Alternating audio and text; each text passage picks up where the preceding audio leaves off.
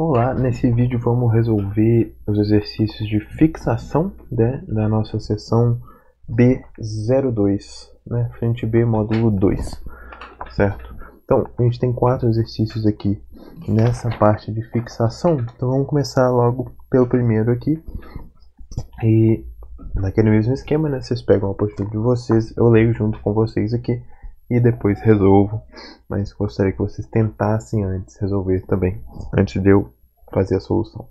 Então, o nosso primeiro exercício aqui, ele está dizendo o seguinte: as modernas panelas de aço inox possuem cabos desse mesmo material, que é um condutor de calor, certo?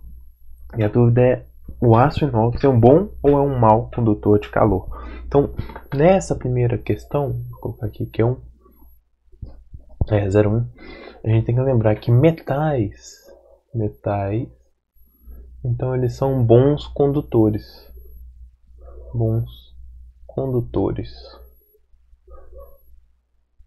certo? Lembrando daquilo que eu comentei na aula, eles são bons condutores porque eles têm dois fenômenos então acontecendo ao mesmo tempo, tanto as vibrações da rede lá de átomos, quanto os elétrons, certo? Elétrons. Então esses dois fenômenos juntos, eles vão produzir, os metais são bons condutores. O cachorro está participando da aula. Mas então tá, a gente sabe então que a nossa primeira lacuna aí fica sendo bom, certo? Porque aço inox é um metal.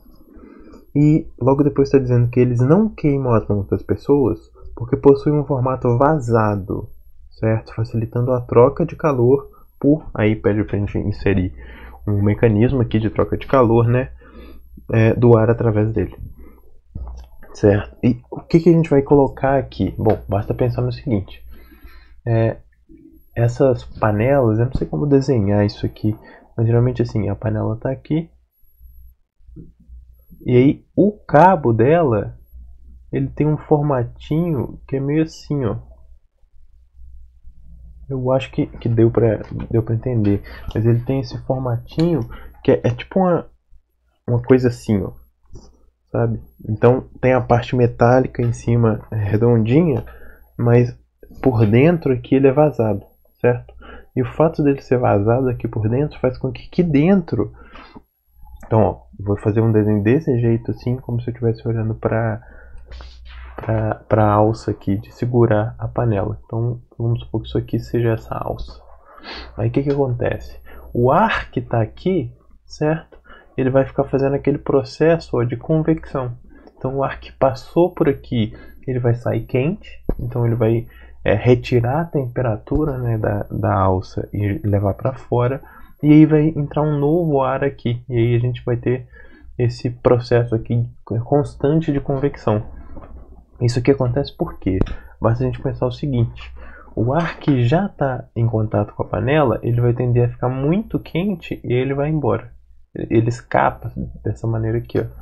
E aí você vai ter um novo ar que está um pouco mais frio entrando aqui. Então é esse processo de convecção que está acontecendo na alça vai fazer com que ela resfrie e não queime sua mão.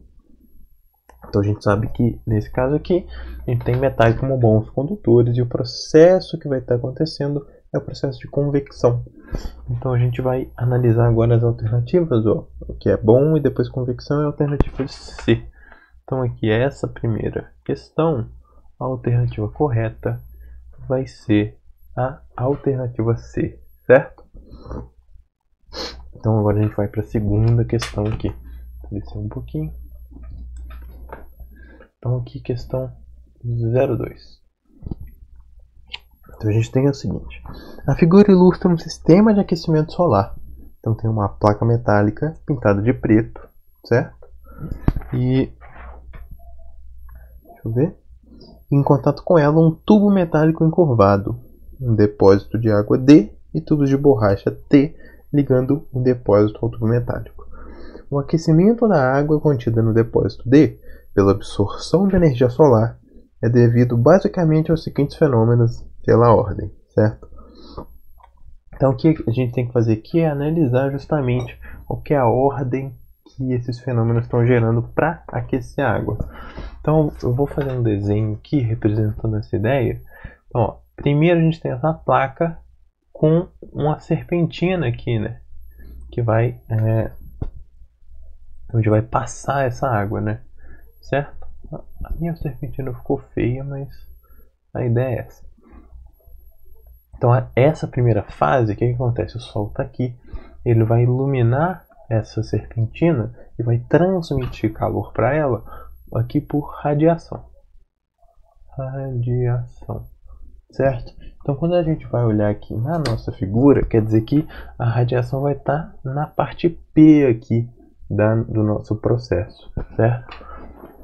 E aí o que acontece? Esses tubos aqui, eles estão ligados então em um recipiente, certo? Vou desenhar assim. Ele tem aqui um recipiente, beleza? E entre a nossa placa metálica e o nosso recipiente com água aqui, temos o T aqui. Esse T ele vai conduzir. Então aqui a gente tem deixa eu escrever aqui embaixo. Então T aqui, a gente tem condução, certo? Então a gente tem radiação aqui do Sol jogando luz na placa metálica. Depois nessa coisinha que liga a placa ao nosso recipiente, a gente tem a condução térmica. E aí na hora que chega aqui, o que acontece? A gente vai ter aquele processo de convecção. Então, ó, o ar quente está subindo, o fluido quente está subindo, o fluido frio está descendo. E aí esse processo de convecção vai fazer a mistura ali dentro daquele recipiente, certo? Então aqui nesse terceiro, que é o D, a gente tem convecção, certo? Convecção no D. Então radiação no P, condução no T, convecção no D. E quando a gente vai procurar, né, a alternativa que está descrevendo esse fenômeno, né, a gente tem, o primeiro tem que ser irradiação. Só para complementar aqui, a gente chama ou de radiação ou de irradiação. As duas palavras, os dois termos descrevem o mesmo fenômeno, que é essa transmissão de energia através de ondas luminosas ou eletromagnéticas, certo? Então a gente começa com radiação, então fica entre a alternativa B e a alternativa E. Aí a segunda é condução, e que a gente já vê que a alternativa B é que teria que estar correta. Então a alternativa B aqui está correta nesse exercício, certo? Esse exercício 2, então essa vai ser a nossa resposta, certo? E então, para dar sequência aqui, a gente pode ir para o nosso terceiro exercício, que nessa parte de fixação é o exercício mais complexo aqui. Talvez seja o que tenha dado mais trabalho para vocês fazerem. Então, ó, o exercício 3 está dizendo o seguinte: a gente tem dois recipientes iguais, recipiente A e recipiente B, e eles contêm líquidos diferentes. Isso aqui é bastante importante, o fato de eles conterem líquidos diferentes, certo? Inicialmente, esses líquidos estão a 20 graus Celsius. Então, eu vou desenhar aqui os dois recipientes. Então, vou dizer que esse aqui é o recipiente A, esse aqui é o recipiente B, certo? E, inicialmente, a temperatura inicial vou escrever diferente. Vou falar que a temperatura inicial de A é 20, certo? 20 graus Celsius. E a temperatura inicial de B é 20 também, 20 graus Celsius, certo? E o que está acontecendo aqui? Logo depois no exercício, ele descreve que os dois vão ser aquecidos. Então eu boto aqui uma fonte de calor, certo? Eu vou inserir nesse sistema uma fonte externa de calor. Então eu estou injetando aqui calor nele, certo? E o que a gente viu? A gente viu, deixa eu escrever, vou escrever desse lado aqui, porque isso vale para as duas situações, certo? A gente viu que o calor, ele poderia ser descrito como a capacidade térmica de um material, certo? Então, vezes a variação de temperatura dele, certo? Então, se eu injeto uma certa quantidade de calor, dependendo da capacidade térmica e da quantidade que a temperatura variou, eu sei qual foi a quantidade de calor que eu injetei, certo? E aí, no exercício, ele fala que a mesma quantidade de calor foi injetada nos dois sistemas, tanto em A quanto em B aqui. Então, o que a gente vai fazer? A gente vai dizer que a quantidade de calor colocada no A ela é igual à capacidade térmica do A, certo? Vezes a variação da temperatura. E aqui no exercício fala que a temperatura dele variou de 20 graus para 40 graus. Então, ó, essa era a temperatura inicial, aí depois ela foi para 40 graus Celsius. No nosso B aqui, ela foi para 80 graus Celsius, certo? Então, o que acontece? Essa variação de temperatura do ar aqui vai ser de 20 graus, certo? Então, vai ficar a capacidade térmica dele vezes 20. No caso do B, então eu vou botar QB é igual a capacidade térmica do B, certo? Vezes a variação da temperatura, que nesse caso foi de 60 unidades, beleza? Mas como nos dois casos a quantidade de calor fornecida foi a mesma, certo? Então o que a gente pode fazer? A gente pode igualar esses dois aqui, ó. A gente pode dizer que a quantidade de calor fornecida para o A é igual à quantidade de calor fornecida por o B. E qual que é a vantagem disso? É que como a gente não sabe a capacidade térmica de um dos dois, a gente agora pode escrever uma capacidade térmica em relação ao outro. Então se a gente medir uma delas, a gente sabe também a outra.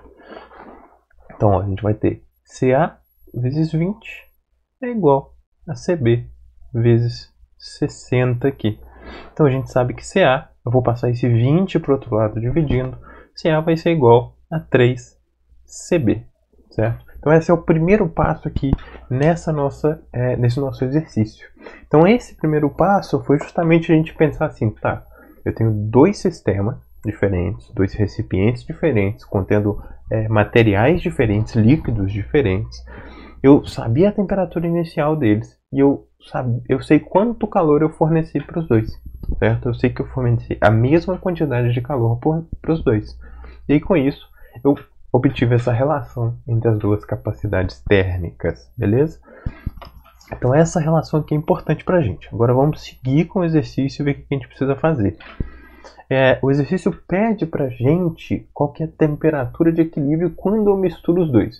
E aqui vai ficar muito claro por que a gente está fazendo esse passo de descobrir a relação entre as capacidades térmicas, certo? Então o que acontece aqui é o seguinte. Então a gente tem nessa situação o seguinte. Agora a gente vai pegar A e B e misturar. Então a gente vai ter um recipiente aqui, ó, em que está misturado A e B. Então a gente vai ter que ter uma relação entre quanto calor ou a parte B do líquido transferiu para a parte A e quanto calor a parte A transferiu para a parte B, certo? Então vamos lá. Eu vou escrever QAB e vou escrever QBA, certo? Então QAB e QBA são quanto calor cada um dos líquidos transferiu para o outro. Então estou chamando aqui, ó, de QAB a quantidade de calor que o líquido A transferiu para o B. E estou chamando de QBA a quantidade de calor que o líquido B transferiu para o A, certo? E aqui vai ficar mais fácil de entender se eu escrever explicitamente, ó, que a quantidade de calor que o QA transferiu para o B vai ser igual à capacidade térmica do B, certo? Vezes a variação da temperatura dele, certo? A variação da temperatura final, menos temperatura inicial. Então a gente vê o seguinte, ó. A temperatura final dele vai ser uma certa temperatura de equilíbrio aqui, certo? E a temperatura inicial vai ser 80 graus, que é o que a gente sabe aqui do enunciado do exercício. Na outra situação aqui, né, quanto calor o B transferiu para o A vai ser a capacidade térmica de A vezes a variação da temperatura, que é a temperatura de equilíbrio, menos a temperatura inicial, que é 40 graus, certo? Então, com essas duas expressões, a gente pode começar a pensar no que vai acontecer nesse sistema. Então, a gente pode pensar o seguinte, ó, o tanto de calor que o B transferiu para o A tem que ser a mesma coisa do que tipo, em intensidade, né? Tem que ser a mesma intensidade que o A transferiu para o B, certo? Que o A recebeu do B. Então como é que a gente faz isso? A gente diz que a quantidade QAB, certo? Mais a quantidade QBA, isso aqui tem que ser igual a zero. Então a gente fala que o calor total ele foi transferido só entre os dois corpos do nosso sistema. Então, com isso aqui a gente vai perceber que QAB é igual a menos, certo? QBA. E agora a gente substitui então esses valores aqui nessa nossa nova expressão. Então, vou colocar CB vezes temperatura de equilíbrio menos 80. Isso aqui é igual a menos CA vezes temperatura de equilíbrio menos 40, certo? E lá em cima o que a gente tinha? A gente tinha a relação entre as capacidades térmicas. E agora eu posso substituir isso aqui embaixo, certo? Então eu vou pegar CA e falar que CA é igual a 3CB. Então, em vez de botar CA nessa expressão, eu boto 3CB. Então, deixa eu descer um pouquinho aqui. Então a gente vai ter CB vezes temperatura de equilíbrio menos 80 é igual a menos 3CB vezes temperatura de equilíbrio menos 40, certo? E olha só que interessante, agora a gente tem CB dos dois lados. O que a gente pode fazer? A gente corta CB. Então a gente vê que, apesar de depender da capacidade térmica, a gente não precisa saber explicitamente ela para poder descobrir a temperatura de equilíbrio. Então agora a gente tem, do lado esquerdo a gente tem temperatura de equilíbrio menos 80. E do lado direito, vamos ver, a gente tem menos 3 vezes a temperatura de equilíbrio, que dá menos 3 vezes a temperatura de equilíbrio. E aqui a gente tem menos 3 vezes menos 40, que dá mais 120, certo? Então agora vamos reorganizar essa expressão, né? Passar o 80 para o lado de lá e passar o menos 3TE para o lado esquerdo. Então a gente vai ter TE mais 3TE. Isso aqui é igual a 200, certo?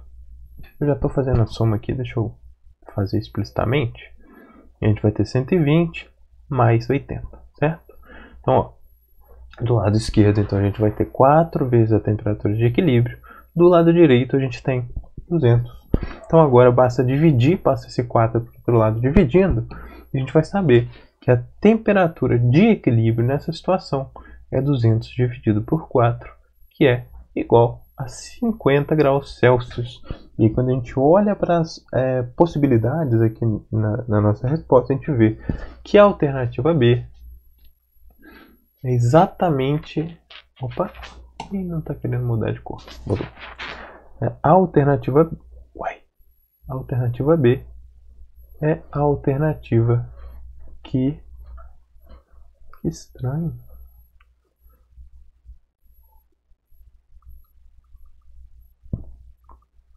Gente, não tá mudando de cor. Vou deixar em azul mesmo. E não consigo mudar nada.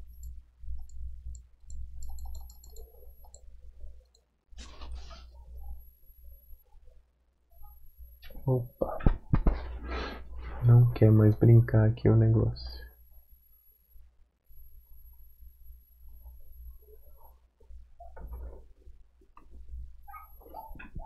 Gente.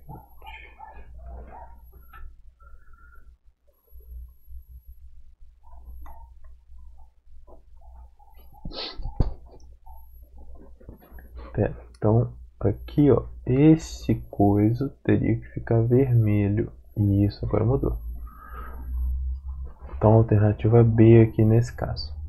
E agora, nosso último exercício ele é mais simples que esse terceiro aqui. Um pouco mais simples. Então, o exercício de número 4, então, desses de fixação, apesar do enunciado dele ser gigantesco, né, bem padrão desses exercícios de vestibular, a análise que a gente precisa fazer é simples. Então, eu vou fazer direto a análise aqui, então focando simplesmente nas afirmativas que ele faz tentando analisar ela. Então ele faz assim, duas afirmativas aqui sobre esse processo, certo? Ele diz, ó, a afirmativa 1. O alimento é resfriado até temperaturas abaixo de 0 graus Celsius, certo? Para que a água contida nele seja solidificada. Então a ideia é que você sai da temperatura ambiente e leva isso para o estado sólido. Então, basicamente essa primeira ideia, essa primeira parte, né, esse primeiro enunciado, é congelar a água. Opa! Então, aqui, ó, congela, certo? E aí, na segunda parte aqui, ó, do processo, está falando que em uma câmara especial, sob baixa pressão, a temperatura do alimento é elevada, certo? Fazendo com que a água sólida seja sublimada. Então ele passa a água, lembra que sublimação é aquela mudança de fase do estado sólido direto para o estado gasoso.